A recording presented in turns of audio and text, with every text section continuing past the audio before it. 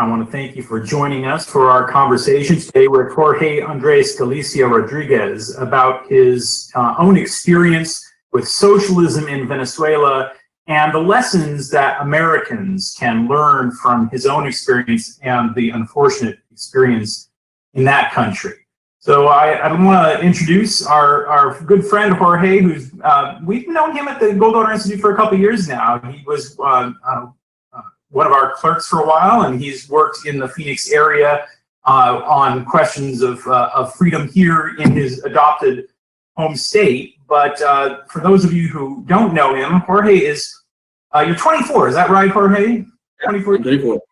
Yeah, and he grew up in Venezuela, studied law there, was with the Students for Liberty in Latin America until 2017, and then unfortunately, due to the conditions in his home country, was forced to come here. So let me, with that just general outline, Jorge, why don't you tell us a little bit about your own experience growing up in Venezuela?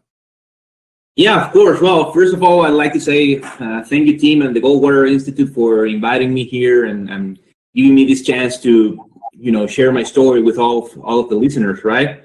I arrived to the United States October 2018, basically because I was facing political persecution back in Venezuela.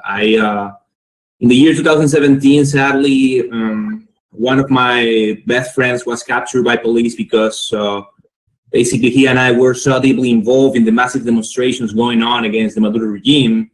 And well, the political police in Venezuela saw what we were doing in the streets. Everything was peaceful, of course, but they don't like any kind of political opposition. So they target my friend, and they broke into his apartment at the middle of the night without no warrant, without no kind of legality or due process, and they took him away. And after this happened, well, I was forced to basically stay hiding, stay in isolation. I was not able to use my cell phone for a long period of time, to use my social media for a long period of time, because, well, they were after me as well. Well, thankfully, my friend was released from prison after 3 months, and this also allowed me to resume little by little my ordinary life in Venezuela. Ordinary, I mean, if you can say that is some life, or I don't know. And well, a year later, Is your friend here in the United States now, or is he still in Venezuela? No, yeah, I'm sharing my story when I was in. This is still in Venezuela. My friend is living right now in Uruguay. He managed to escape, and yeah, well, the year later, I managed to finish my law school, and then I applied to participate in this great leadership program named Project Arizona. I know they work really close with the Goldwater Institute, and well, that's basically the reason I was able to come here. So since then, I've been living here because I cannot return, because I know if I return, well, they would throw me into some dungeon. Yeah, I noticed that the flag behind you has 7 stars. Why don't you tell the people a little bit about the 7 versus 8 stars thing? Yeah, of course. Well, Hugo Chavez, he basically tried to transform every single aspect of the Venezuelan life, and that includes the constitution, that includes the flag, and basically I don't recognize the 8 stars flags, because I think that he was just trying to impose his view and change every single institution that we had in Venezuela.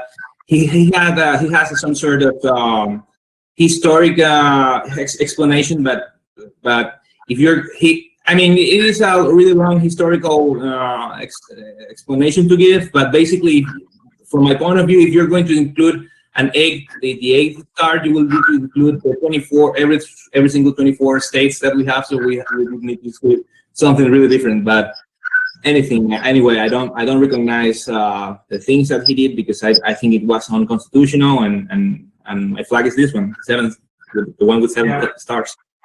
It's astonishing to think about it, but this brings to mind a lot of people, when they hear about how bad conditions are in Venezuela, they often say, well, that's not real socialism, and what's your view as far as that's concerned? What's your answer when you hear that?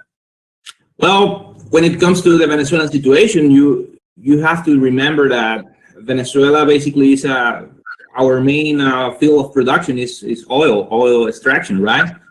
And when you nationalize our main industry that provides us like 90% of our fiscal income to the state, I think that's really that's obviously socialism. I mean, meaning owning the state the productions, right? The means of production. That's the definition of socialism. And people need to remember that the nationalization of our oil industry didn't happen when Hugo Chavez arrived. It happened back in the 70s, 1975, actually.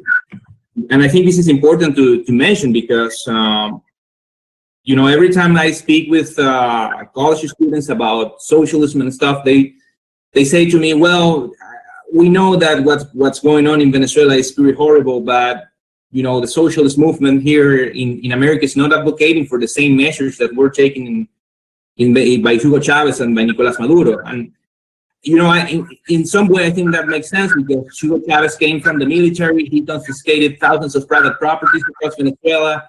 He incarcerated many of his political opponents. He changed the flag, the constitution, everything. He transformed Venezuela. But as I told you, the nationalization of the oil industry happened in 1975, and since then we have been seeing in Venezuela the expansion of the welfare state, and this was. During this time, it was all democratic.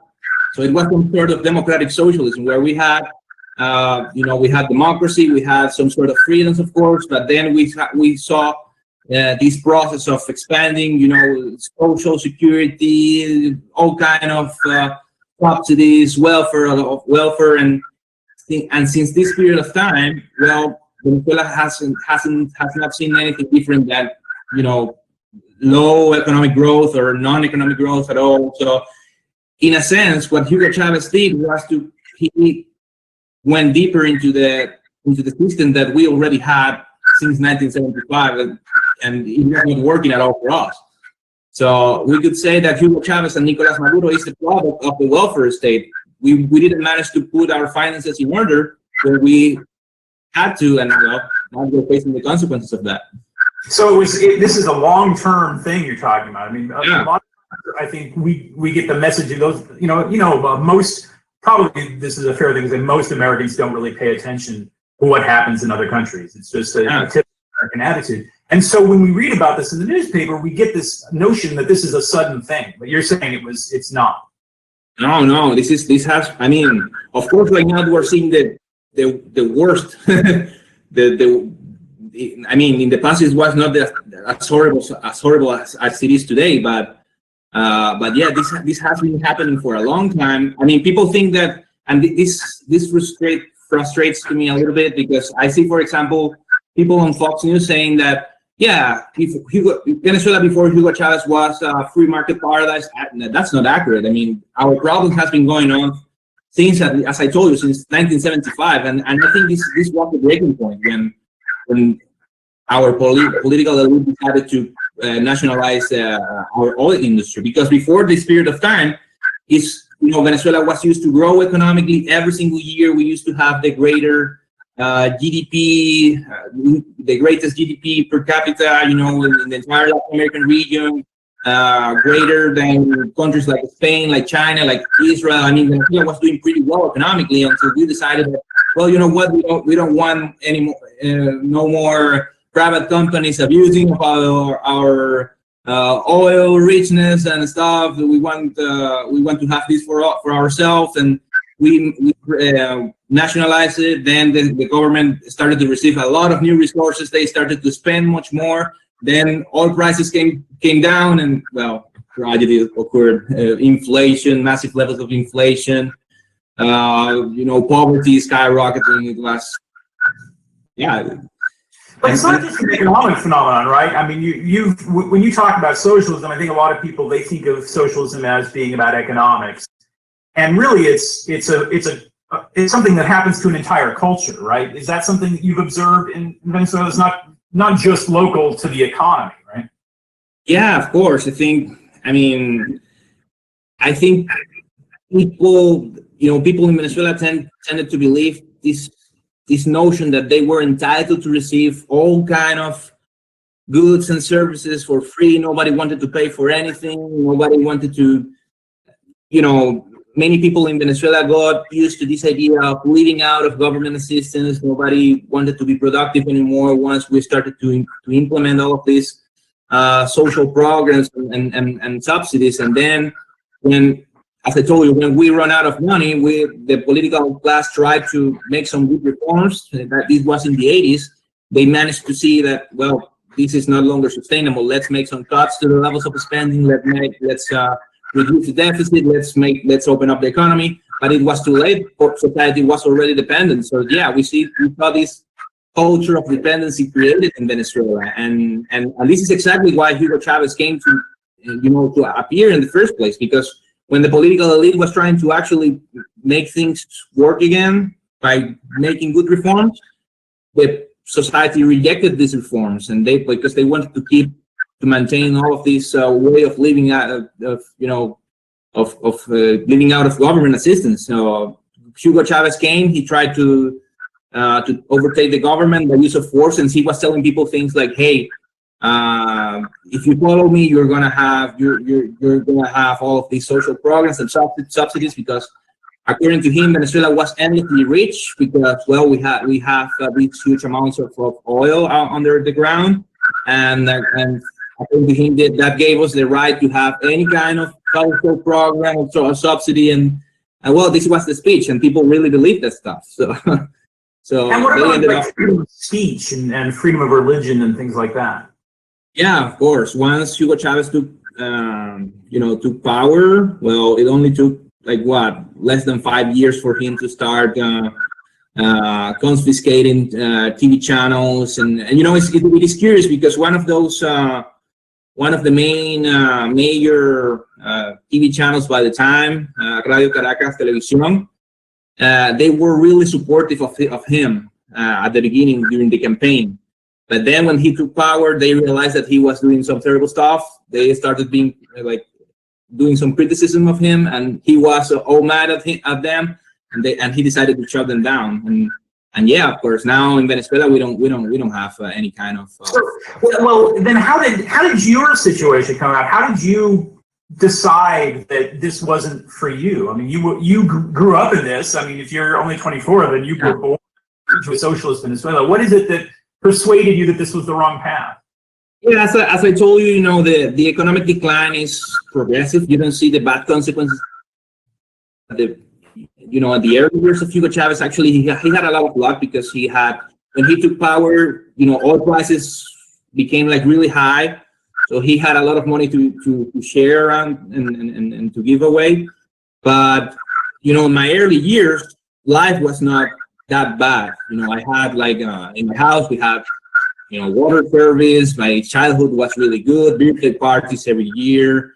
I used to have the latest versions of my favorite video games. I mean, I was never rich, but I think I had a really nice life as a child and maybe as a teenager. But then in the year 2014, this came to an end. That year, I started to see how services like having water supply in my house, that was gone. Electricity was going away most of the time.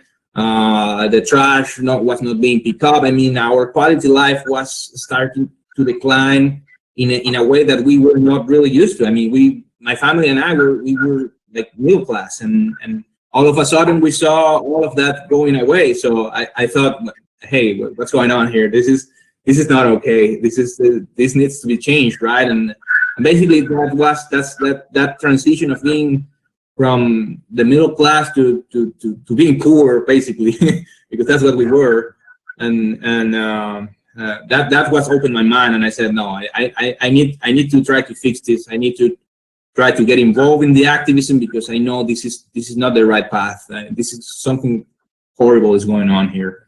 And what about your schools? I mean, when you were in school there, what were you being taught about economics, for instance? Were you taught the criticisms of socialism? Yeah, actually, I attended to a private university, and there, when I entered, when I started studying law school, that's when I met these ideas of classical liberalism and republicanism, and that's when I started to defend these ideas, because when I was at school, at the mid-school level, I didn't have a clue about economics or any of these topics that we're discussing right now. This came in during my university, and it was I think I need to thank a think tank that was there, promoting all the time these kind of ideas and debates among the students. Also, Students for Liberty made a real difference in my life, and well, yeah. Then I became passionate about this, libertarian, conservatarian ideas. I'm always fluctuating between the two, but yeah. But yeah, What, I don't know. What did you read that was most influential, would you say, during this time? What? What books and things were? What critics? I think one author that really made an impact on me, I think that would be Frédéric Bastiat. All of this. His type of writing is like extremely simple for everybody, and you can understand basic economic principles when you read him. It was really clear for me, because everything that he was criticizing, when I started reading, I said, wait a minute, I just read about this on the news. Maduro is doing exactly the same that that this guy is criticizing here. So it was really wonderful to read this, and at the very same moment when I was experiencing the decline, because I managed to see like the cause and effect really clear to me, and I knew what exactly we needed to change in Venezuela. So that was 2014, and you came to the United States. Was 2017? Was that the first time you had come to the United States?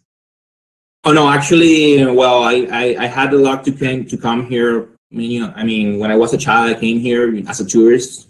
Yeah. I came to Orlando and stuff like that, but yeah, 2018, late 2018, I came here to do Project Arizona. And actually, I didn't at the beginning, I didn't think that I was going to stay. But 2019 was a lot of political movement in Venezuela, the appearance of Juan Guaido, and all of these things made of Venezuela like a huge spot for.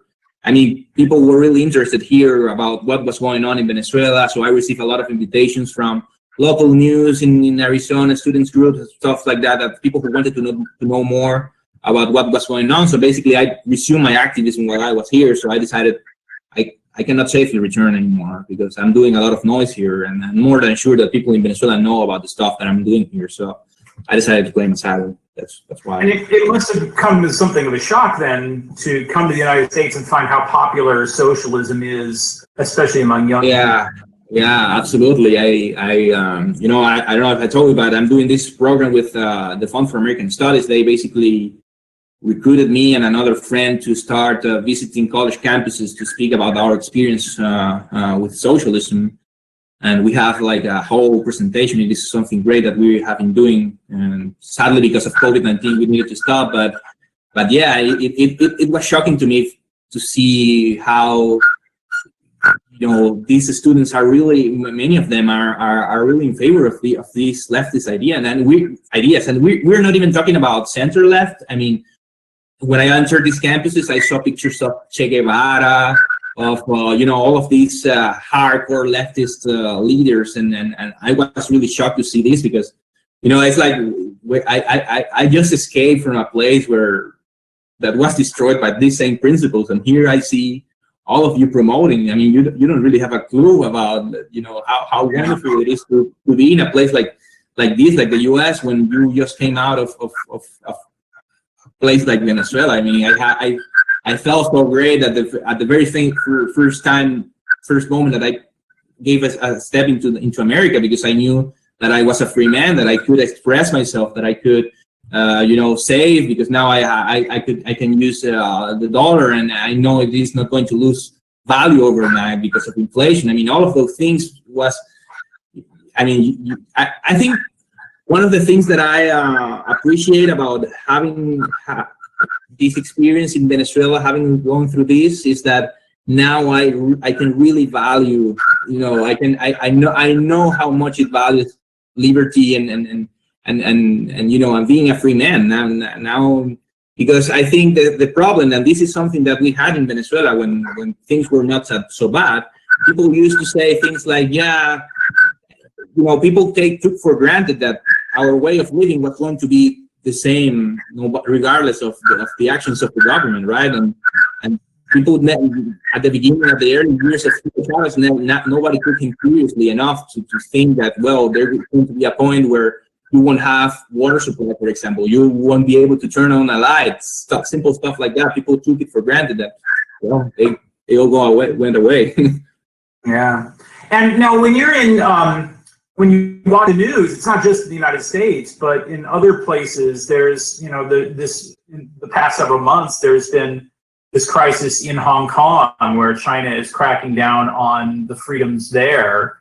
And that must seem very familiar to you. What do you think as far as America's response to the situation in Hong Kong? What do you think we ought to do about that?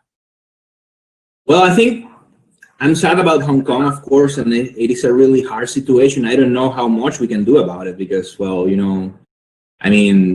China has like nuclear weapons and stuff. I mean, it is a really hard situation. I think what we should do is we need to understand that the Chinese regime is actually a really dangerous regime, that it is trying to expand its influence across the globe, and actually the Chinese regime has a lot of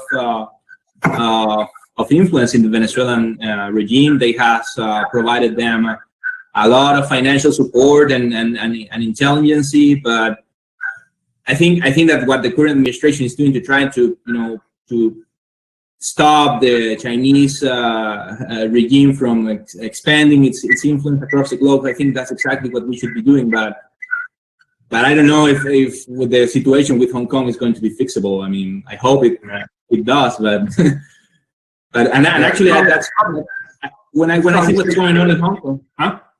I said it's probably safer to try and prevent socialism from coming to a country than to fight it. Yeah, exactly.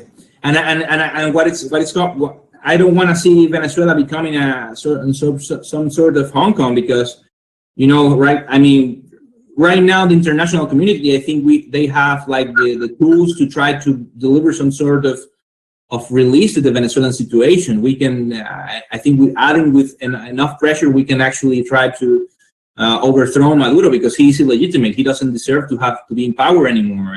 But if I don't know. I mean, I don't want to see Venezuela becoming an untouchable place like maybe Hong Kong is right now. That's that situation. Yeah. It seems like one of the main reasons why people are attracted to socialism is because they think that it's going to be about equality. They're bothered when they see a few people who are really rich and a lot of people who are really poor, and they think that socialism is going to make people more equal. Is that I think it's obvious that's not been your experience, right? I think it was. I mean, everybody was equally poor. Everybody was equally miserable at some point. It is funny because when this started, we had all of this hateful speech against the top 1% and the billionaires that were exploiting the workforce, labor force. I don't know what they call it, and when they started to confiscate businesses and stuff like that, the billionaires, they just left. I mean, they just moved their assets to some other country, and they didn't suffer that much. The people who suffered were the people who stayed behind. The labor force, those people that didn't see investments coming into Venezuela anymore. Those were the people. I mean, the people who suffered the most. And I heard this saying in Panama. Someone said the best economic minister we have ever had is Hugo Chavez, because when he started doing all of these crazy nationalizations, all of the rich people from Venezuela moved to Panama, and that revitalized a lot the Panama economy. So yeah, amazing. Yeah, in a sense, yeah, we are much more equal society, but at the bottom level. If it's not too personal to ask, what is the situation with your family that remains in Venezuela right now? Are they safe? Are they struggling? What's going on there? Well, I think I would say that they are safe from the repressive part of the regime. I mean, they are not involved politically, and I haven't heard about the regime attacking my family for the stuff I'm doing here, thankfully, but that doesn't save them from the economic situation. You know, as I told you, every single year, everything is declining. I mean, every single year is harder for me to actually speak with my mom because every time we have no electricity, it is hard for me to communicate with her because internet connection fails. Water supplies is failing all of the time. We don't even have gasoline anymore. So my mom needs to she cannot drive around anymore so easily because she needs to save gasoline for emergencies.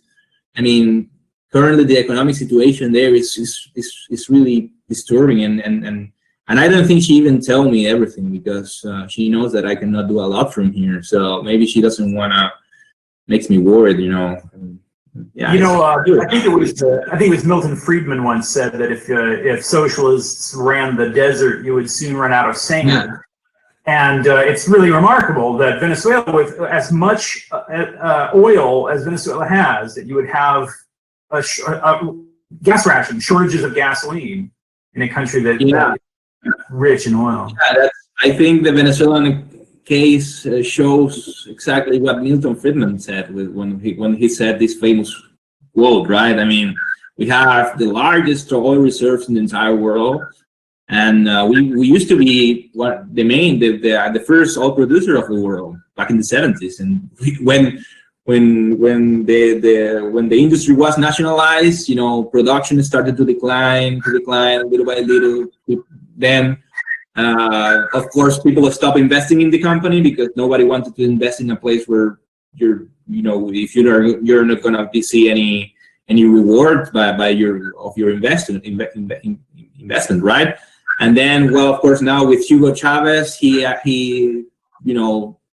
basically stole many of the money that came through to PDVSA, our oil industry. He broke it. And now we are not producing almost anything at all. And it is really remarkable.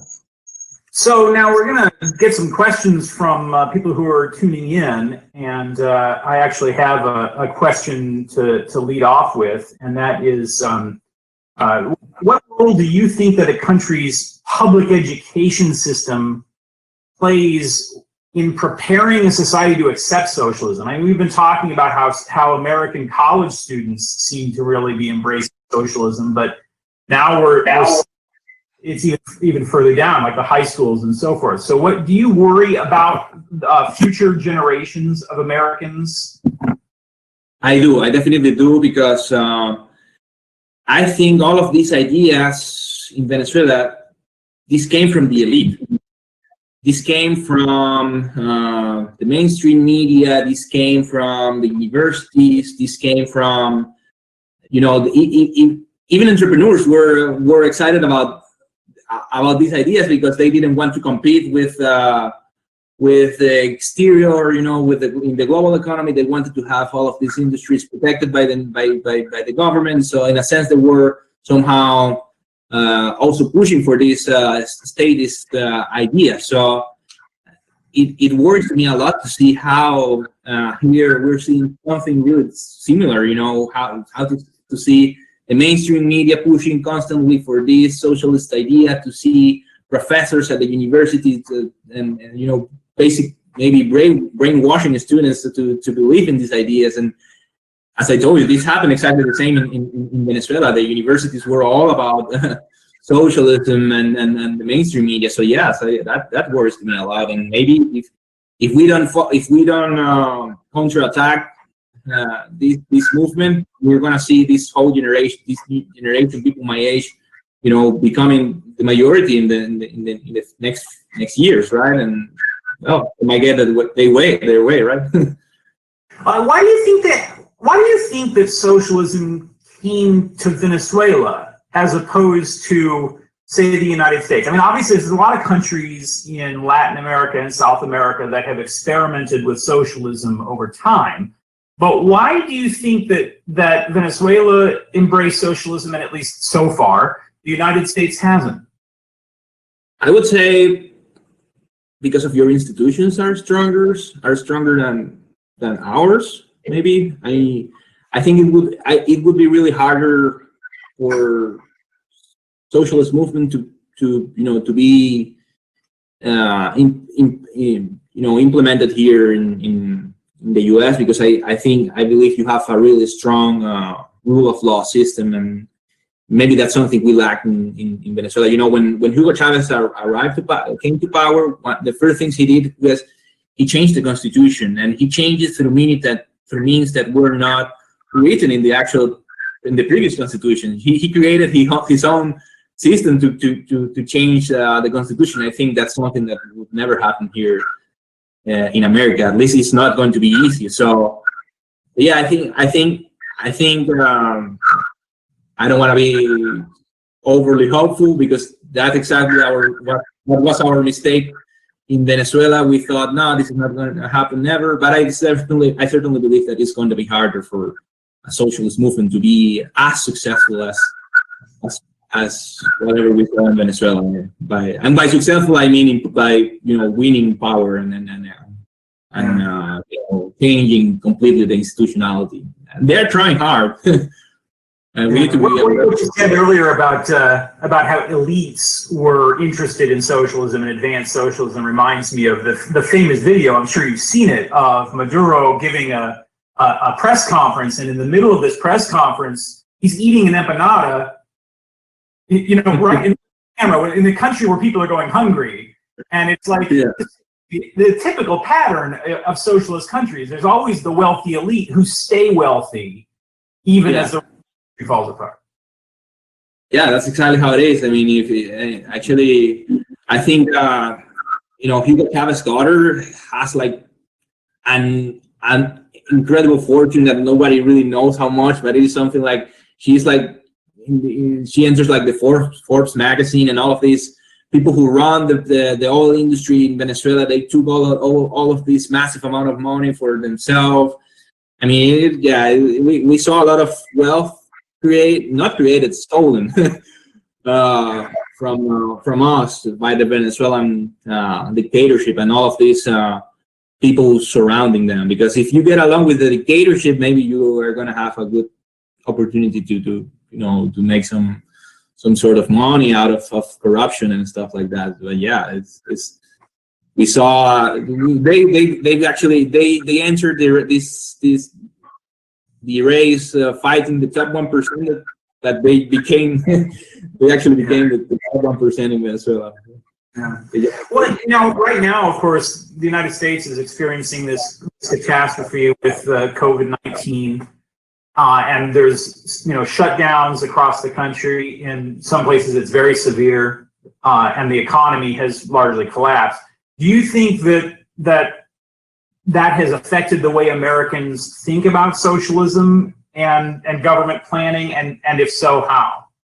Well, I hope because when this shutdown began, I felt somehow that I was back in Venezuela when I saw people making lines out of in the supermarket to get groceries, and all of this scarcity that we saw, especially at the beginning of the shutdown, like paper towel missing and stuff like that. It was really shocking to me first. It was like, whoa, what happened here? I feel back home. So, but yeah, I think people should realize that if you don't like the shutdown, well, basically you are not going to enjoy socialism at all, because this is, in a sense, that's the same socialism happened into the society. Everybody is paralyzed, nobody's productive anymore. Goods and services start to disappear. I mean, what can I say? Yeah, I had that experience actually just yesterday. I was driving home from work yesterday, and I happened to drive past the place where they're handing out food to people who have lost their jobs, because of course employment is so bad. Mm-hmm. And the line went for just block after block after block, and it's something that I never thought I would see in the United States. Yeah, I mean, and at least here we know for a fact that I don't know, once we have the vaccine or something, we are going to find a solution to the pandemic, and we're going to move on, and we're going to open up the economy completely again at some point. But in Venezuela, we don't have this kind of hope. We don't know for how long we're going to be under this horrible regime. Yeah. So how do we get more Americans to listen to people like you who have suffered through socialism, and how do we get people in America to listen to what you have to say? Well, I think we have to approach somehow, and something that I have noticed is that socialist politicians, they have this tendency to use problems that, in my opinion, are real to promote their horrible ideas. For example, let's talk about college education here. I think there is a real claim here that it is kind of expensive to go to college. For example, I cannot go to college here, at least not for now. I would love to enroll once again and become an attorney here, maybe eventually. And I see this claim among the student population saying, "Yeah, I'm not paying this huge debt to go to college," but I think that is a problem. But conservatives and libertarians need to approach these people and offer them a real solution, because I think this is the problem, but this is not a problem being caused by free market or competition. It is caused by government interference, because they have this program to grant where basically any student can acquire debt to go to college from the federal government, and these have caused the prices to skyrocket. I mean, when you give this kind of explanation to students, I think then we might have a chance to actually regain their confidence, and we need to offer. That's my guess, because I've seen this pattern among the conservative movement. When people claim that they have a problem, they just say, "Yeah, well, America is the best country in the world." That might be true, but that doesn't mean that you don't have problems here as well, right? And when you don't offer a solution, and then you have the other side offering all kind of horrible solutions, well, it is easy to see why maybe the student population are falling for the other side. I mean, I guess. Yeah, and it's not just one party or the other, right? I mean, Friedrich Hayek, in his famous 1944 book, The Road to Serfdom, he dedicated the book to socialists of both parties. And so you sort of encounter this, unfortunately, on both sides of the aisle, right? Yeah, sure. And that's actually, I mean, for example, let's talk about expanding, for example. I think, conservatives do a really good job talking and criticizing expanding when they are in the opposition, but then when they become government, I don't see that they transform this criticism into actual actions to try to bring the deficit down, right? And then, yeah, I mean, I think both parties somehow bear the blame of what's going on. Maybe yeah, that's my guess. So how important do you think the 2020 elections are as far as the growth of socialism in the United States? Wow, that's a really interesting question. I think I don't know if we can say that currently Joe Biden is like a really hardcore socialist. I don't believe that, but also I think we should be worried about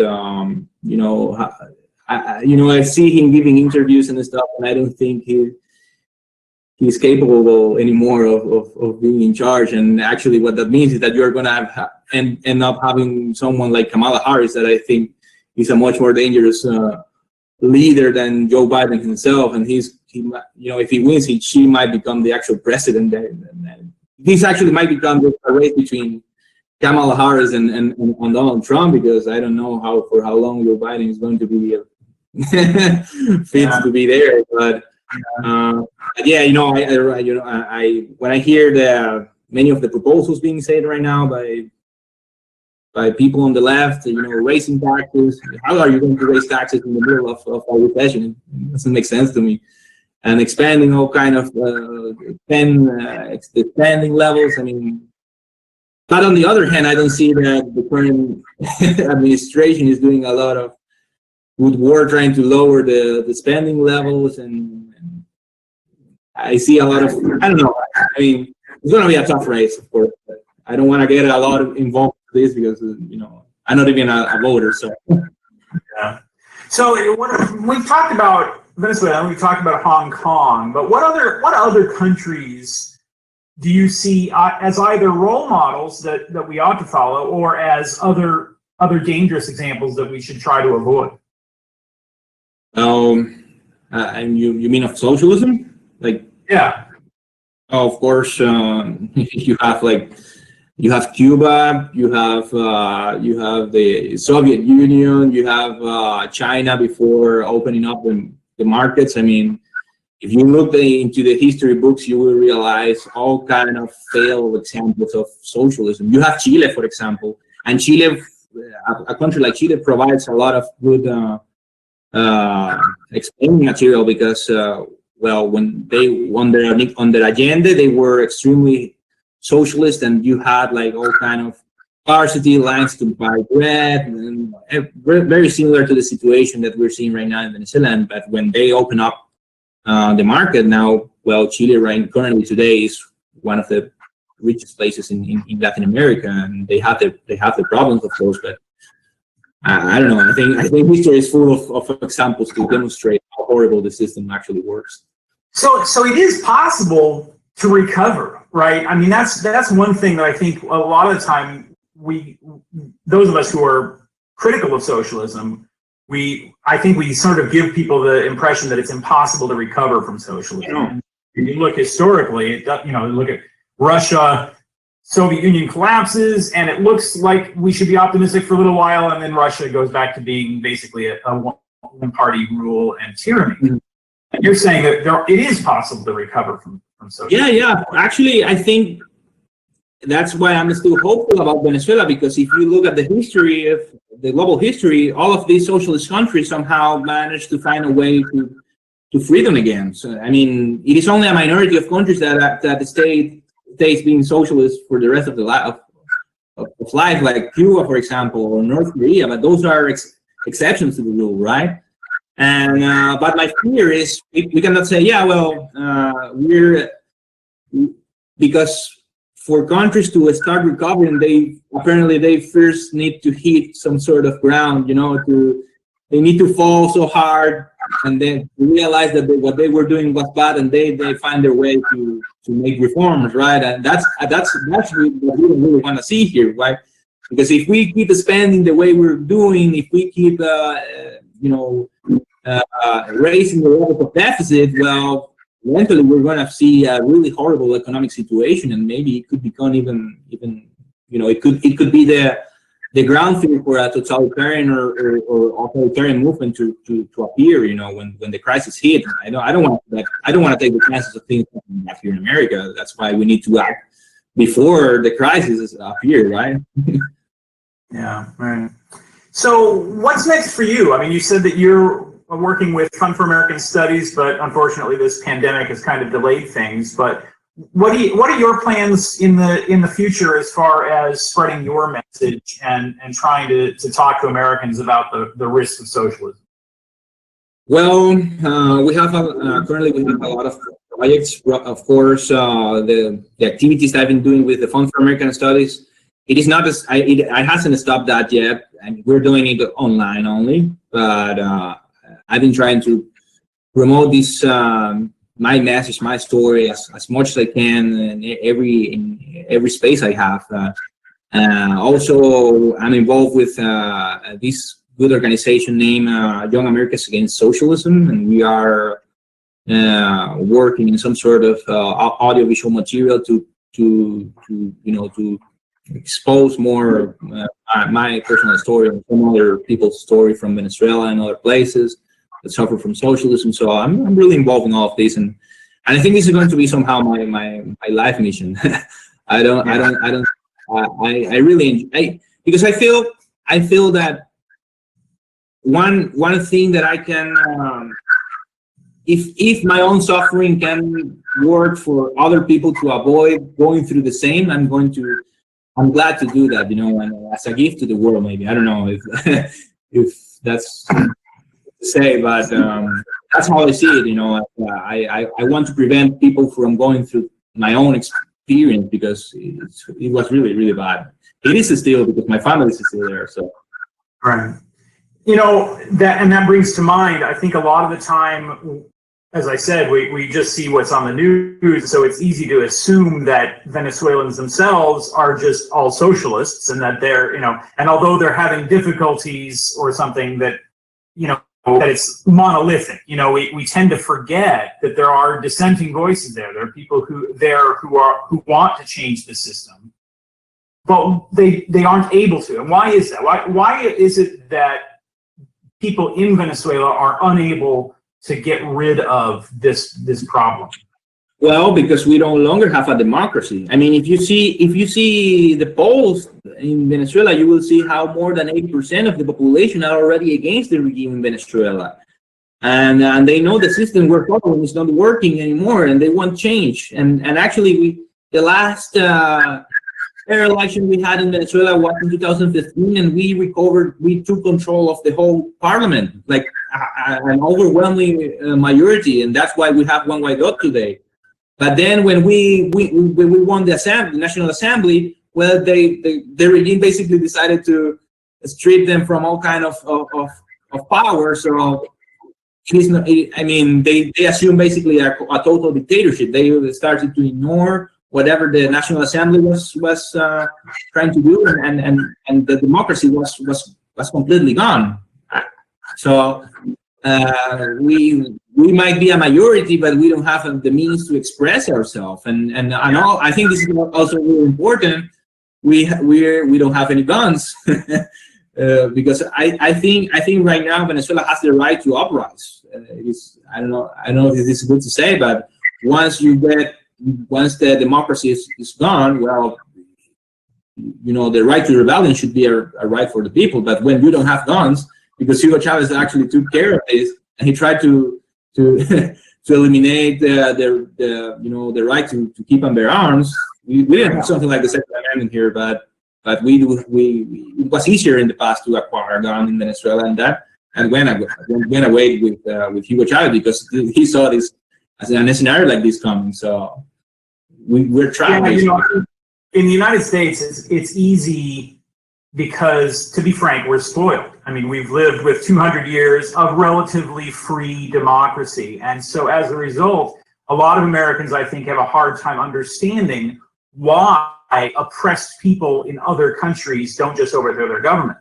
And the reason why is because they don't realize how hard it really is, and how if you don't have democracy, and you don't have guns, and you don't have freedom of speech, and you have secret police arresting people, it's a terrifying thing. Yeah, it is. Actually, for example, the military prison is full of captains and people within the military that tried to do something against the regime, but were not successful.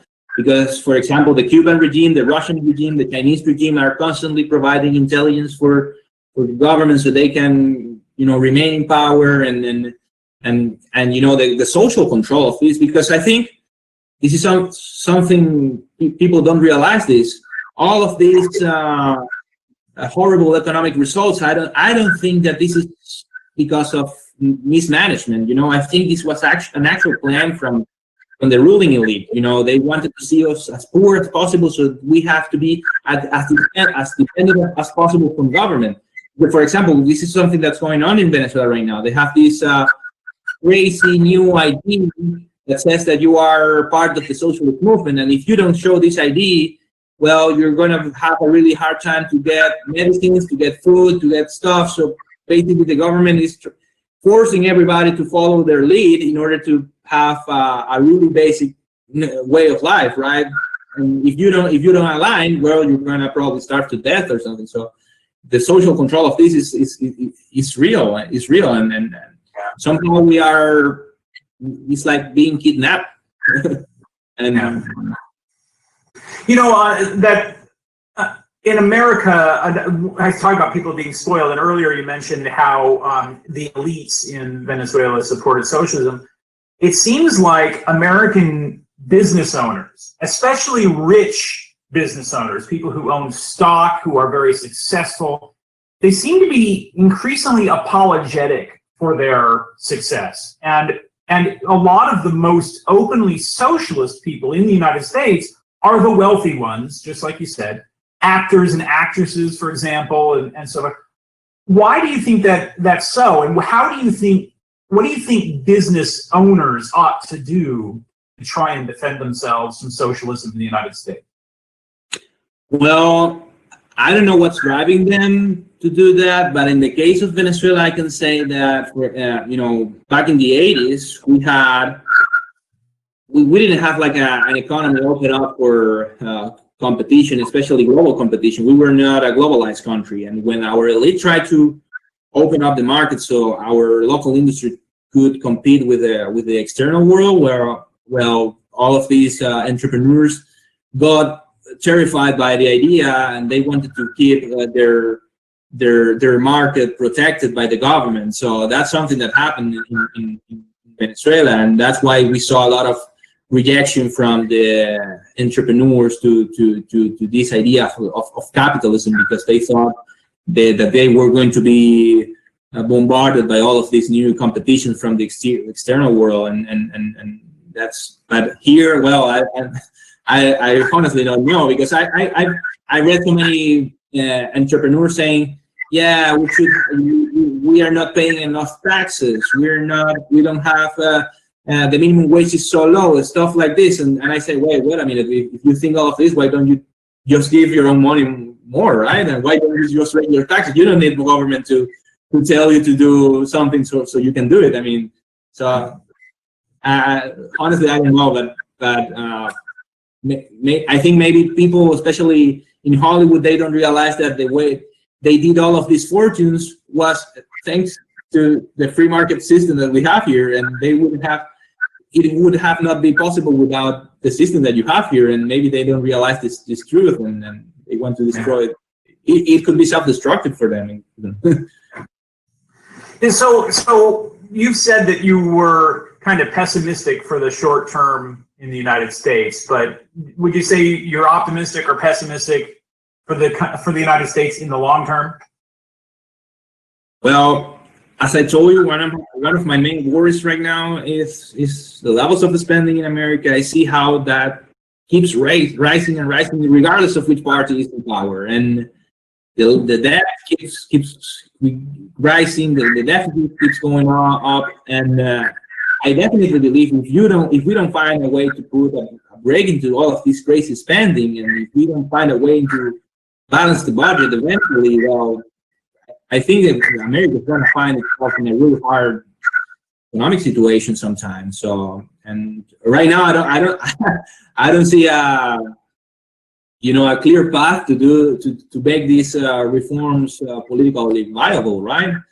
But I think that's why we need to focus on this kind of activities, because we need to inform the public about the importance of not spending more of what we're earning and keep the spendings in a reasonable level, because that's exactly what happened in Venezuela. We spend much more than we were able to afford, and then we collapsed. Eventually, that could happen here in America as well if we don't find a way to solve this situation. Right now, we don't see. I mean, right now we can afford to have all of these stimulus bills and stuff, but until when are we going to be able to keep this machine rolling, right? That's my fear right now.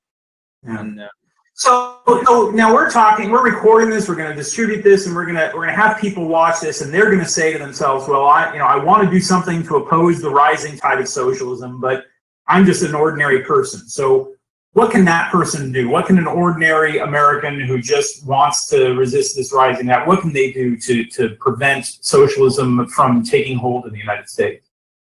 Well, for me, the most important step you can give is, get involved in the activism, and of course, going to vote to an election, but that's not nearly enough.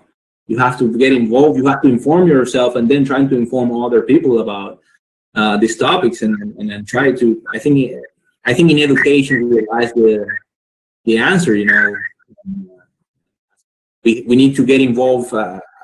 People need to get involved as much as possible in order to have a successful movement against socialism and for liberty, because it is not enough to say I'm against socialism, but then you are, I don't know, promoting some other crazy system around. I don't know. We're seeing a lot of crazy stuff recently in politics coming from both sides of the aisle, right? So yeah. Well, it's been really interesting talking to you. I've always tried to make it a point of conversing with people who have escaped from socialist or communist countries. When I was in college, I had some professors who had escaped from the Soviet Union, for instance, and those are some of the most interesting conversations I've ever had. So viewers out there, if you happen to meet anybody who has lived in a country like Cuba or Venezuela or China or the Soviet Union or something, take a moment to talk to those people about the experiences that they've had, because it's something that we, who were born and raised in the United States, have been very fortunate never to have to really confront full face. And it's really great to have an opportunity to talk with you about your own experiences.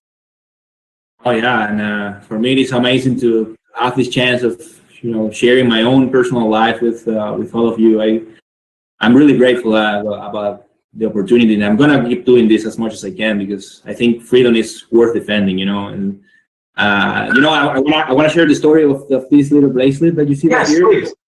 Please. This was made by my friend during his jail time. And when we were able to meet again, when he was released from prison, we were able to actually meet again. And he gave this to me, and it is all made of plastic bag, as you can see right now. And for me, it's like the most symbolic gift I have ever received in my life, because it works like a reminder of my purpose in life, which is no other than fight for justice and for liberty wherever I am, because this was the product of an injustice, and I don't want to see something like that happening near me anytime. Thank you so much, Jorge, and thank you so much to those of you who are watching this and joining us and sharing your questions with us. And we look forward to having more conversations on our video series, and to talking with more people about the risk of socialism in the United States and about other issues that the Goldwater Institute focuses on. And thank you so much again. Have a good day. Thank you.